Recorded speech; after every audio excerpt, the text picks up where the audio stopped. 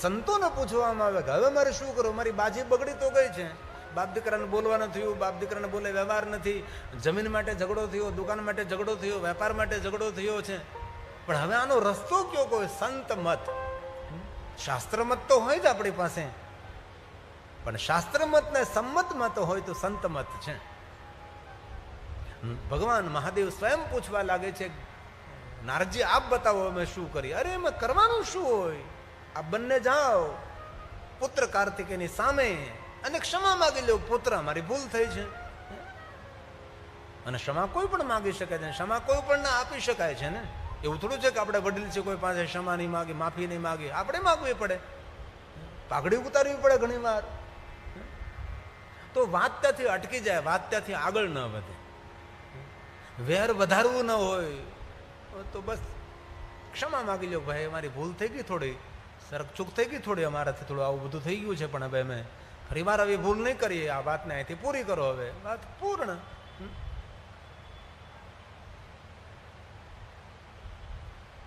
ભગવાન મહાદેવ અને માતા પાર્વતી બંને નારદના કહેવાથી શૈલ પહાડ જાય છે. માતા પિતાને આવતા જોઈને ભગવાન કાર્તિકેયને થયું કે મને સમજાવીને લઈ જશે અને મારા વિવાહ કરશે. મારે તો કેટલુંક દેવતાઓનું કાર્ય કરવાનું છે, કારણ કે દેવતાઓનો સેનાપતિ છું હું. આ દેવતાઓની રક્ષાની જવાબદારી મારા ઉપર છે. વિજય સ્તંભની સ્થાપના કરી શૈલ પહાડ પર.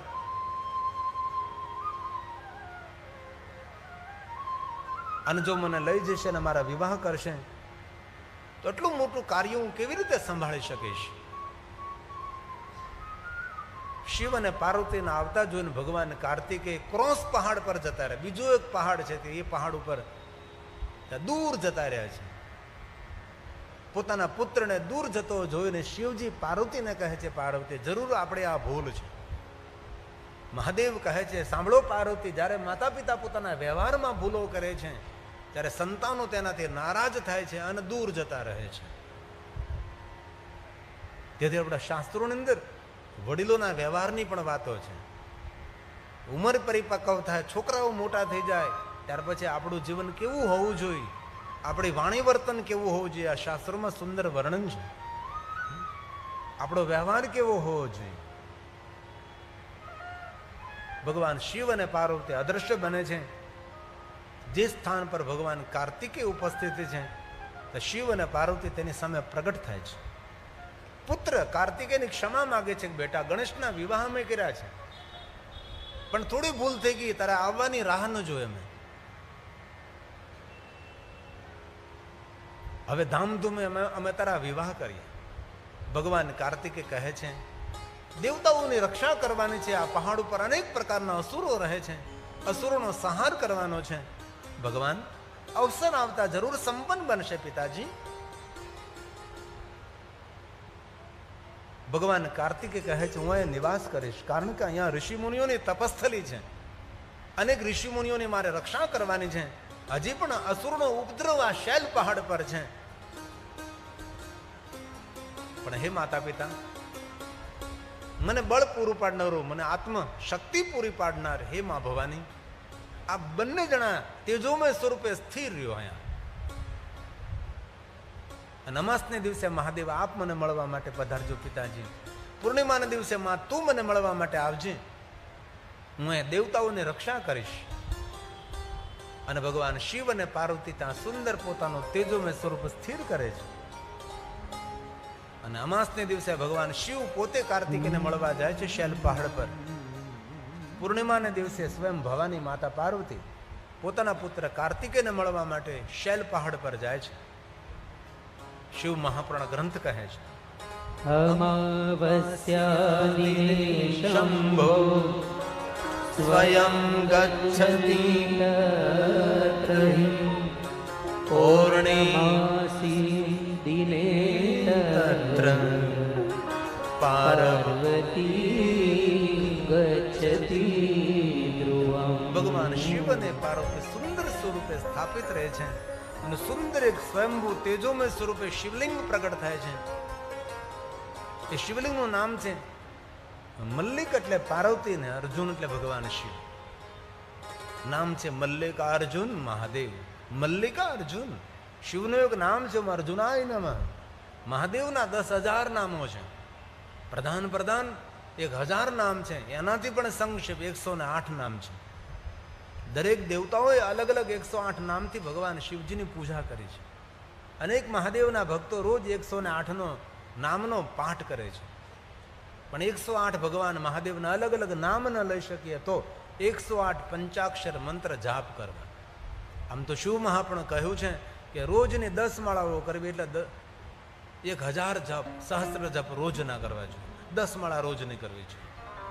અને જાપ શાસ્ત્રમાં કહે છે, મંત્ર શાસ્ત્રની અંદર એની અંદર રોજ 6 માળા કરવી જોઈએ. નમઃ શિવાય 5 ને ઓમ લગાડો એટલે 6. રોજની પંચાક્ષરની 6 માળા કરવી. એક રુદ્રાક્ષની માળા અહીંથી લઈ લેવી, ગંગાજીમાં સ્નાન કરાવી લેવી અને નિયમ કરો કે રોજ હું 1 માળા ઓછી રહે છે. ભગવાનની સાધના માટે એક આસન રાખવું, એક માળા રાખવી, એક આપણા ગુરુદેવનો આપેલો મંત્ર રાખવો. મંત્ર, માળા અને આસન 3 હોય એટલે આપણી ભક્તિ થઈ ગઈ. આસન પણ પાતળું રાખવું, જેથી કરીને બિસ્તરમાં બહુ જગ્યા ન રોકે. નકર ગોદડા જેવું આસન રાખી તો અડધી બેગ તો આસન રોકી લે. આપણે પતલું આસન, ઊનનું આસન રાખવું, એકદમ પતલું, આપણે બેગના ખૂણામાં સમાઈ જાય. એક સુંદર માળા રુદ્રાક્ષને રાખીએ અને એક આપણા ગુરુદેવનો આપેલો મંત્ર હોય. અને રુદ્રાક્ષની માળાથી શિવના મંત્રનો જાપ કરે એવું નથી કહ્યું. કોઈ પણ દેવી દેવતાઓનો મંત્રનો જાપ રુદ્રાક્ષની માળાથી કરી શકાય છે. પૂરું માળા શાસ્ત્ર છે. કાષ્ટની માળા, ચંદનની માળા, સુખડની માળા, સ્ફટિકની માળા, ધાતુની માળા, તુલસીની માળા, પણ માલામાલ કરનારી કોઈ માળા હોય તો એ રુદ્રાક્ષની માળા છે. દરેક માળાઓમાં રાજા છે રુદ્રાક્ષની માળા. એટલે એવું સંકુચિત ન મન રાખો, હું તો રામનો મંત્ર કરું છું તો રુદ્રાક્ષની માળા ન રખાય, હું તો કૃષ્ણ મંત્ર જાપ કરું છું રુદ્રાક્ષની માળા ન રખાય. નહીં, પૂરું એક માળા શાસ્ત્ર છે. કઈ માળા કરવાથી કેટલા પ્રકારનું કેવું પુણ્ય તમને પ્રાપ્ત થાય, કેવી સાધના સફળ થાય છે, તેના નિયમો છે બધા છે. ક્યાં આસન ઉપર કઈ દિશામાં કઈ રીતે ઉચ્ચારણ કરવું, કઈ રીતે જાપ કરવા, વિધિ વિધાન અપાર અપરંપાર છે.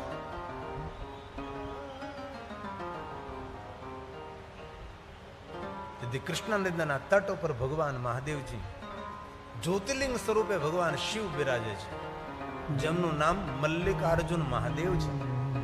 ક્યારેક મલ્લિકાર્જુન મહાદેવ જવાનો અવસર પ્રાપ્ત થાય તો પાછળ ભ્રમરંબા દેવી છે, આપણી શક્તિપીઠ છે.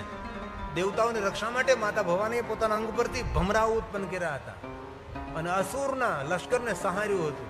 તેથી ભ્રમરંબા દેવી તરીકે માતા ભવાની ત્યાં પૂજાય છે. રામજીએ ત્યાં તપ કર્યું હતું, ભગવાન પ્રભુ રામે જ્યાં તપસ્યા કરી હતી. હિરણાકશિપુએ ત્યાં તપ કર્યું હતું, 5 પાંડવે ત્યાં તપ કર્યું હતું, 5 શિવલિંગોની સ્થાપના કરી છે. કેટલા લોકો મલ્લિકાર્જુન મહાદેવ ગયા છે? બહુ સરસ, અતિ સુંદર. અમે ત્યાં મલ્લિકાર્જુન મહાદેવના સાનિધ્યમાં અત્યાર સુધીમાં 2 કથા કરી ચૂક્યા છે. 9 દિવસ રોકાણા હતા. ક્યારેક અવસર મળે તો જ્યોતિર્લિંગોમાં નિવાસ કરો. દર વર્ષે કોઈના કોઈ જ્યોતિર્લિંગોમાં કથાના આયોજન સજ્જનો દ્વારા થતું હોય છે. એની અંદર 2 વ્યવસ્થા હોય. એક તો મફત વ્યવસ્થા હોય છે. મફત વ્યવસ્થામાં એવું હોય છે કે જે મફત આવ્યો હોય એને હોલ રાખી દે, નોન એસી રૂમ હોય, સૌના સાથે જમવાનું હોય. અને જે એક વ્યવસ્થા એવી હોય છે જે પ્રાઇવેટ વ્યવસ્થા હોય છે. એ વ્યવસ્થામાં તમારે કેવી વ્યવસ્થા જોઈએ છે એ તને લખાવવાનું કે મારે એર કન્ડિશન રૂમ જોઈએ છે, અમે રૂમમાં 2 જણા રહીશું, અમને આવું ભોજન જોઈએ છે. એ પ્રમાણે સુવિધા એક અલગ વ્યવસ્થા હોય છે. એ પ્રોફેશનલ વ્યવસ્થા હોય છે. મયુર પટેલ અમારી વ્યવસ્થા સંભાળે છે. અમે ન કરીએ કાંઈ, એમનો મને સંપર્ક આપી દે કે આલ્યો તમે કરો. આ ધનપતિ માણસો છે, સુખી સંપન્ન છે, પોતાની વ્યવસ્થા પોતે કરી શકે છે. અને એક વિભાગ છે, આ નંબર છે મયુર પટેલનો. અમારી બધી તીર્થની યાત્રાઓ હોય એ બધી તીર્થયાત્રાનું મેનેજમેન્ટ કરી લે. કારણ કે અનેક માણસો એવા હોતા હોય જે ધનપતિ હોય, સુખી સંપન્ન હોય, પોતાની પાસે સગવડતાવાળા માણસો હોય. એ લોકો જેમ તેમ સૌની સાથે જનરલમાં ન રહી શકે. એના માટે એક અલગ પ્રોફેશનલ વ્યવસ્થા, પૈસા દઈને વ્યવસ્થા કરવામાં આવે. અને એક જનરલ વ્યવસ્થા હોય, જજમાન તરફથી જમવાનું હોય, જજમાન તરફથી રહેવાનું હોય, ને જજમાન જે પ્રમાણે ઉદાર હોય એ પ્રમાણે રહેવાની વ્યવસ્થા કરે. 2 પ્રકારની વ્યવસ્થા હોય છે કોઈ પણ તીર્થમાં કથા હોય. તો જે કોઈ બીજા જ્યોતિર્લિંગ મલ્લિકાર્જુન મહાદેવનું દર્શન કરશે, દુઃખમ ચ દૂર તો યાતિ, એના બધા દુઃખો ભગવાન મહાદેવજી હરી લેશે, દુઃખ તેના દૂર જતા રહેશે. આ શિવલિંગ મલ્લિકાર્જુન મહાદેવનું શિવલિંગ છે, બહુ જ પ્રાચીન છે, અતિ પ્રાચીન છે. દુઃખમ ચ દૂર તો યાતિ સુખમ માપ્યતિકં લભે. દરેક સુખ આપનારા મલ્લિકાર્જુન મહાદેવ છે. જનની ગર્ભ સંભૂતમ કષ્ટમ નાપ્નોતિ વૈ પુનઃ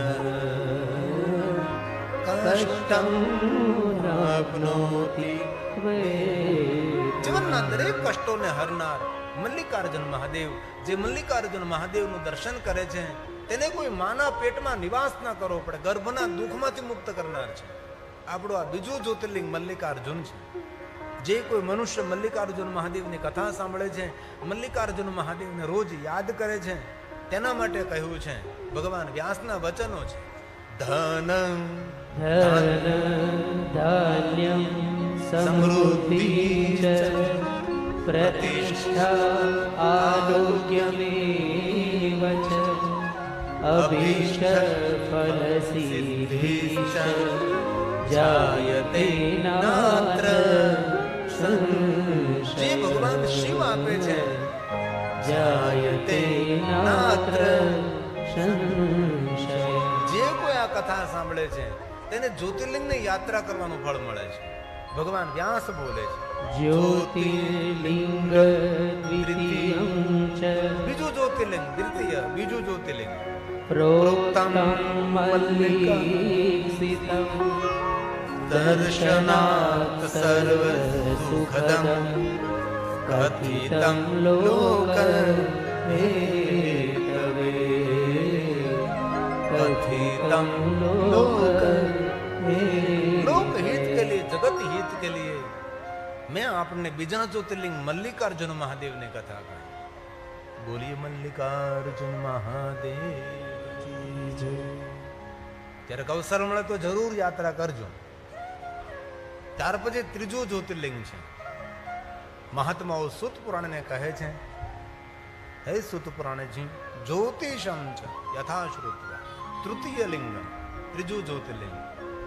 મહાત્માઓ બોલે છે, સૂત પુરાણને કહે છે, સૂત સર્વં વિજાનાસી વ્યાસ